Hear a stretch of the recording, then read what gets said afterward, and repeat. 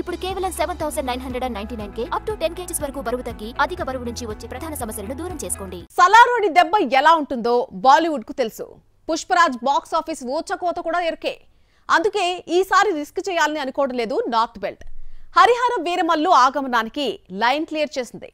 ఒకటి కాదు 2 సినిమాలు రేస్ నుండి తప్పుకున్నాయి.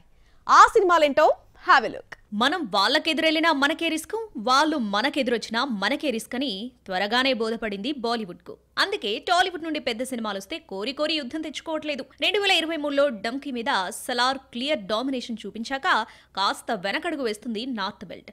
లాస్ట్ ఇయర్ పుష్ప 2 రిలీజ్ సమయంలో కూడా చావా తీసుకురావాలని అనుకున్నారు. కానీ పుష్పరాజ్ మాన్యాతో భయపడ్డ చావా ఈ ఏడాదికి పోస్ట్ పోన్ చేసుకుని సేఫ్ అయింది. పుష్ప 2 కేవలం బీటౌన్ లోనే 800 కోట్లకు పైగా కలెక్షన్లను కొల్లగొట్టి అక్కడి బాక్స్ ఆఫీస్ ను రూల్ చేసింది. డార్లింగ్, బన్నీ విధ్వంసం ఊచకోత చూసిన బాలీవుడ్ టాలీవుడ్ నుండి పెద్ద హీరోల సినిమాలు వస్తున్నాయంటే లైన్ క్లియర్ చేస్తుంది. ఇప్పుడు హరిహర వీరమల విషయంలోనూ ఇదే జరిగింది. 5 ఏళ్ల నుండి తెరకెక్కుతున్న ఈ మూవీ అన్ని అడ్డంకులు తొలగించుకుని ఈ నెల 24న రిలీజ్ అవుతుంది. పాన్ ఇండియా లెవెల్లో భారీ స్థాయిలో రిలీజ్ చేస్తున్నారు makers. Pawan Kalyan busy schedule వల్ల ప్రమోషన్ లో పాల్గొనపోయినప్పటికీ ఉత్తరాదిలో పవర్ స్టార్ కున్న క్రేజ్ ను దృష్టిలో పెట్టుకుని పెద్ద ఎత్తున విడుదలకు ప్లాన్ చేశారు. హరిహర వీరమల్లు ఆగమనం, పవన్ మాన్యా గురించి తెలిసిన బాలీవుడ్ ఇదే టైం కి రిలీజ్ చేయాలనుకున్న 2 చిత్రాలను వాయిదా వేసుకుంది. జాన్వీ, సిద్ధార్థ్ మల్హోత్రా, పరం సుందరిని ముందుగా జూలై 25న రిలీజ్ చేయాలి అనుకున్నారు. కానీ అదే డేట్ కి సన్ ఆఫ్ సర్దార్ 2 వస్తుందని తెలిసాక వెనక్కు తగ్గారు. అసలు విషయం ఏంటంటే హరిహర వీరమల్లు కోసమే బ్యాక్ స్టెప్ తీసుకుందట పరం సుందరి నిర్మాణ సంస్థ మడాక్. లాస్ట్ మినిట్ లో సన్ ఆఫ్ సర్దార్ 2 కూడా పవన్ సినిమాకు లైన్ క్లియర్ చేస్తూ ఆగస్టు 1కి పోస్ట్ పోన్ చేసుకుంది. టాలీవుడ్ భారీ చిత్రాల దెబ్బకు బీటౌన్ సర్దేసుకుంటుంటే కోలీవుడ్ మాత్రం సై అంటుంది. హరిహర వీరమల్లకు పోటీగా సర్ మేడం అంటూ జూలై 25న రాబోతున్నాడు విజయ్ సేతుపతి. మరి పవర్ స్టార్ తో మక్కల్ సెల్వన్ సై అంటాడు, చివరి నిమిషంలో డెసిషన్ మార్చుకుంటాడో చూడాలి. రెమ్యూనరేషన్ విషయంలో జాన్వీ కపూర్ నయనతారని మించిపోతోంది. ముఖ్యంగా టాలీవుడ్ ఆఫర్ వస్తే చాలు భారీగా చార్జ్ చేయడం ఎలా అనే పుస్తకాన్ని రెడీ చేసుకుంది. పైసా వసూలు చేయడంలో మూవీకి వేరియేషన్ చూపిస్తోంది. నా డిమాండ్ ఇంత, ఇందులో నో మొహమాటం అని అంటుందట. నార్త్ లో జాన్వీ కపూర్ కు గ్రాండ్ ఇమేజ్ లేకపోయినా అమ్మ శ్రీదేవి వల్ల సౌత్ లో క్రేజ్ కూడగట్టుకుంది. అదే ఆమెకు టాలీవుడ్ లో ఆఫర్స్ తెచ్చిపెట్టేలా చేస్తుంది అనడంలో డౌట్ లేదు. ఆ విషయం జాను పాపకు కూడా తెలుసు. తన ఓన్ ఐడెంటిటీ పాత్ ఏర్పాటు చేసుకునేంత వరకు ట్రిగ్గర్ కాకుండా జాగ్రత్త పడాల్సిన star kid remuneration hike matter తో న్యూస్ లోకి వచ్చేస్తుంది. బాలీవుడ్ లో సోసో పెర్ఫార్మెన్స్, సోసో రెమ్యునరేషన్ తీసుకున్న భామకు టాలీవుడ్ లో దేవరతో రెడ్ కార్పెట్ పరిచి ఊహించినంత రెమ్యునరేషన్ ఇచ్చేసరికి మేడం ను పట్టుకోవడం కష్టంగా మారింది. దేవరలో జాన్వీ స్క్రీన్ పై కనిపించేది తక్కువే అయినా భారీగా రెమ్యునరేషన్ ఇచ్చి మరీ తెచ్చాడు కొరటాల శివ. కేవలం పాటలకే పరిమితమైన మేడం 5 కోట్ల వరకు చార్జ్ చేసిందట. అప్పటి వరకు బాలీవుడ్ లో 2 నుండి 3 కోట్లు తీసుకుంటున్న ఆమెకు ఇది ఎక్కువే. దేవర రిజల్ట్ తర్వాత జాను పాపకు తెలుగులో డిమాండ్ పెరిగింది. ఇక ఇదే అదునుగా తీసుకున్న భామ టాలీవుడ్ ఆఫర్ అంటే చాలు రెమ్యునరేషన్స్ పెంచేస్తుంది. సినిమాకు వ్యత్యాసాన్ని చూపిస్తుంది.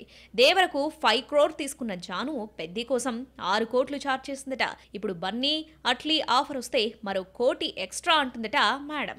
అల్లు అర్జున్ అట్లీ ప్రాజెక్ట్ ను అత్యంత భారీ బడ్జెట్ చిత్రంగా విజువల్ వండర్ గా తెరకెక్కిస్తుంది సన్ పిక్చర్స్. ఇందులో స్టైలిష్ స్టార్ 4 క్యారెక్టర్స్ చేయబోతున్నాడని టాక్. ఇప్పటికే ఫీమేల్ లీడ్ కింద దీపికా పదుకోనేను తీసుకుంది. మృణాల్ ఠాగూర్, రష్మిక కూడా ఫిక్స్ అయ్యారని తెలుస్తోంది.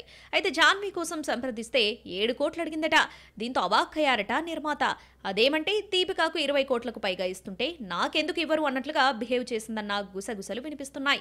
ఇంతకు తగ్గను అని తెగేసి చెప్పిందన్న టాక్. ఇక ఇప్పటికే బడ్జెట్ తడిసి మోపెడు కావడం, హీరో దర్శకుడే కాదు హీరోయిన్ల రెమ్యునరేషన్స్ పెరగడంతో డైలమాలో ప్రొడ్యూసర్ పడ్డాడని టాక్. మరి మేడం చెప్పినంత అడ్జస్ట్ చేస్తారో, కొత్త భామను సెలెక్ట్ చేస్తారో, లెట్స్ సీ.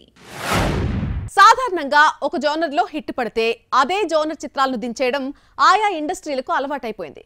కానీ ఇప్పుడు పొరుగు పరిశ్రమలో ఏది ట్రెండీ అవుతుందో అదే ఫాలో అవుతుంది మరో చిత్ర పరిశ్రమ. Love and romantic, horror comedy, violence action, gangster డ్రామాల పని అయిపోవడంతో ఇప్పుడు ఆ జోనర్ మీద ఫోకస్ చేస్తోంది టోటల్ ఇండస్ట్రీ. ఈ మ్యాడ్నెస్ టాలీవుడ్ నుండి నార్త్ కొచ్చిందా, లేక నార్త్ నుండి టీ టౌన్ కొచ్చిందా? బిగ్గెస్ట్ ఇండియన్ సినీ ప్రపంచంలో ఏ ఇండస్ట్రీకి ఆ ఇండస్ట్రీకి సపరేట్ రూట్స్. బాలీవుడ్ ఫాలో అవుతున్న జాన్రా టాలీవుడ్ ఫాలో అవ్వదు. టీ టౌన్ లో హిట్ పడుతున్న జాన్రాలకు మాలీవుడ్ టేకప్ చేయదు. అందుకే అన్ని భాషల్లో డిఫరెంట్ మూవీస్ వస్తున్నాయి. కానీ ఇప్పుడు నార్త్ టు సౌత్ మొత్తం మైథాలజీ చిత్రాలపై ఫోకస్ చేస్తోంది. ముఖ్యంగా బీ టౌన్, టీ టౌన్ ఇతిహాస గాథలైన రామాయణ, మహాభారతలపై కాన్సంట్రేషన్ చేస్తున్నాయి. టాలీవుడ్ లో బ్లాక్ అండ్ వైట్ టైంలోనే ఎన్నో మైథాలజీ చిత్రాలొచ్చాయి. నార్త్ లో టీవీ రంగంలో ఈ తరహా కథలను ఎక్కువగా చూశారు. కానీ ఇప్పుడు సిల్వర్ స్క్రీన్ పై వీటి జోరు పెరిగింది. ఇతిహాస గాథలకు కాస్త ఫిక్షన్ జోడించి విభిన్నంగా చెప్పే కల్చర్ నుంచి ఇప్పుడు నేరుగా ఆ కథలని బిగ్ స్క్రీన్ పై రెడీ చేస్తున్నారు సౌత్ నార్త్ మేకర్స్. ఆదిపురుష్తో రామాయణ స్టోరీని చెప్పాలనుకుని చతికిలపడ్డాడు ఓం రౌత్. రామాయణం ఎలా తీయకూడదో చెప్పాడు. కానీ అదే స్టోరీని మళ్లీ తీసి చూపిస్తామంటోంది బాలీవుడ్. ఈసారి ఏకంగా హాలీవుడ్ స్థాయిలో ప్రిపేర్ చేస్తోంది. నితీష్ తివారీ దర్శకత్వంలో రణ్బీర్, యష్, సాయి పల్లవి లాంటి స్టార్ కాస్ట్ తో రామాయణాన్ని 2 భాగాలుగా తెరకెక్కిస్తోంది. ఈ పౌరాణిక గాథను 4,000 కోట్ల రూపాయలతో ఇప్పటి వరకు ఇండియన్ సినీ చరిత్ర కని విని ఎరుగని బడ్జెట్తో నిర్మిస్తున్నాడు నమిత్ మల్హోత్రా. రామాయణమే కాదు, మహాభారత గాథలను తీస్తామంటున్నారు సౌత్ నార్త్ మేకర్స్. ఒకప్పుడు మైథలాజికల్ స్టోరీలకు కొట్టిన పిండిగా టాలీవుడ్ మారడంతో గత వారసత్వాన్ని, వైభవాన్ని తీసుకురావాలని అనుకుంటున్నారు ఇప్పటి తరం. రాజమౌళి ఇప్పటికే తన మనసులో మాట చెప్పేస్తే రీసెంట్లీ బయటపెట్టాడు మంచు విష్ణు. రామాయణం అంటే వాళ్లే తీయాలా? మాకు ఆ డ్రీమ్ ఎప్పటినుంచో ఉంది, కానీ పట్టా లెక్కలేదు అంటున్నాడు మంచు విష్ణు. ఫలితం ఎలా ఉన్నా కన్నప్పతో ప్రూవ్ చేసుకున్న మంచువారపై 2009లో ప్లాన్ చేశాడట. కానీ బడ్జెట్ వల్ల వర్కౌట్ కాలేదని రీసెంట్లీ బయటపెట్టాడు. కాకపోతే రావణాసురుడి కథ చెప్పాలనుకుంటున్నాడట. రాముడిగా సూర్య, సీతగా ఆలియా, లక్ష్మణుడిగా కళ్యాణ్ రామ్, ఆంజనేయుడిగా విష్ణు, రావణాసురుడిగా మోహన్ బాబు, ఇలా స్టార్ కాస్ట్ అనుకుంటున్నట్లు మనసులో మాట చెప్పాడు. ఇది పట్టా లెక్కుతుందో లేదో ఇంకా క్లారిటీ ఇవ్వలేదు. కానీ సెట్ అయితే ఇదే క్రూతోనే సినిమా తీస్తానని అంటున్నాడు. నాట్ ఓన్లీ రామాయణ, మహాభారతం కూడా చేస్తామంటున్నారు నార్త్ సౌత్ ఫిలిం మేకర్స్. ఎప్పటికైనా మహాభారతాన్ని తీస్తామని రాజమౌళి, అమీర్ ఖాన్ ఫిక్స్ అయిన సంగతి విదితమే. మహాభారతాన్ని 10 భాగాలుగా తీస్తానని ఎప్పుడో చెప్పాడు దర్శకధీరుడు. అమీర్ ఖాన్ తన డ్రీమ్ ప్రాజెక్ట్ అని, ఇందులో కృష్ణుడి పాత్ర చెయ్యాలన్న కోరిక ఉందంటూ చెప్పుకొచ్చాడు. ఇలా సడన్లీ ఇతిహాస గాథలపై మన ఫిలిం మేకర్లకు, యాక్టర్లకు మక్కువ పెరగడానికి రీజన్ ఏంటో? బడ్జెట్టే ఒకప్పుడు అడ్డుగోడగా మారిందా? ఇప్పుడు ఎంతటి రిస్క్ చేయడానికైనా రెడీగా మేకర్స్ ఉన్నారా? సౌత్ ఒకప్పుడు చేసి చూపింది కనుక నార్త్ ఇలాంటి ప్రయోగాలకు రెడీ అయ్యిందా? నార్త్ మొదలెట్టింది కనుక టాలీవుడ్ కి చెయ్యాలన్న తపన స్టార్ట్ అయిందా? త్వరలో వీటన్నిటికీ ఓ క్లారిటీ దొరుకుతుందేమో, వెయిట్ చేద్దాం. తెలుగులో ఆల్మోస్ట్ కెరీర్ క్లోజ్ అయిపోయింది అనుకున్న టైంలో రాశి ఖన్నాను గోల్డెన్ ఆపర్చునిటీ తలుపు తట్టిందా? మరొకసారి మెగా ఫ్యామిలీ హీరోతో నటించబోతోందా? మరొక హీరోయిన్తో స్క్రీన్ షేర్ చేసుకునే ఆప్షన్ నుండి మేడం తప్పించుకోలేకపోతోందా? సౌత్ లో ఇక సెకండ్ హీరోయిన్ గా రాణించాల్సిందేనా? అందం రాసులు పోసినట్లుగా ఉండే రాశి ఖన్నాకు ఇండస్ట్రీలో సరైన ఐడెంటిటీ దక్కలేదు. పుష్కర కాలంగా సౌత్ లో గ్లామర్ రోల్స్ చేస్తున్న టైర్ 1 హీరోలతో నటించే ఛాన్సులు రావట్లేదు. తారక్ తప్ప గ్లోబల్ హీరోలతో జోడీ కట్టిన దాఖలాలు లేవు. కెరీర్ స్టార్టింగ్ లో బొద్దుగా ఉందన్న విమర్శలను కూడా పాజిటివ్ గా తీసుకుని స్లిమ్ అయినా కూడా రాశిని సరిగ్గా యూజ్ చేసుకోవడంలో ఫెయిల్ అయింది టాలీవుడ్. ఇన్నాళ్ళు కెరీర్ లో సోలో హీరోయిన్ గా కన్నా ఇతర హీరోయిన్లతో స్క్రీన్ షేర్ చేసుకున్నదే ఎక్కువ. టాలీవుడ్డే కాదు, కోలీవుడ్ లోనూ ఆమెది ఇదే పరిస్థితే. పక్కా కమర్షియల్ థ్యాంక్ యూ ఫ్లాప్స్ తర్వాత టోటల్లీ కోలీవుడ్, బాలీవుడ్ పై ఫోకస్ చేసింది రాశి ఖన్నా. తమిళ ఇండస్ట్రీలో తిరు, సర్దార్, అరణ్మై 4లతో హ్యాట్రిక్ హిట్స్ కొట్టి జోరు మీదున్న ఢిల్లీ డాల్ కెరీర్ కు బ్రేకులేసింది అగత్య. ఇక అగత్య ఫ్లాప్ తర్వాత బీటౌన్ లో నటించిన ఓటీటీ సిరీస్ ఫర్జీ ఓకే అనుకున్నప్పటికీ యోధా, ది సబర్మతి రిపోర్ట్ బాక్సాఫీస్ వద్ద బోల్తా పడ్డాయి. ప్రస్తుతం మేడం చేతిలో 2 ప్రాజెక్టులున్నాయి. 2 ఏళ్ల క్రితం స్టార్ట్ అయిన టాలీవుడ్ ప్రాజెక్ట్ తెలుసు కథతో పాటు ఓ బాలీవుడ్ సినిమా ఉంది. తెలుసు కథ ఈ ఏడాది అక్టోబర్లో రిలీజ్ అవుతుంది. ఇక టాలీవుడ్ లో రాశి కెరీర్ ఆల్మోస్ట్ క్లోజ్ అనుకున్న టైంలో ఓ గోల్డెన్ ఆపర్చునిటీ ఆమె తలుపు తట్టిందట. అది కూడా mega hero power star Pawan Kalyan రూపంలో. ఉస్తాద్ భగత్ సింగ్ లో వన్ ఆఫ్ ది హీరోయిన్ గా ఫిక్స్ అయిందని టాక్. మెగా హీరోతో జోడీ కట్టడం ఆమెకు కొత్త కాదు.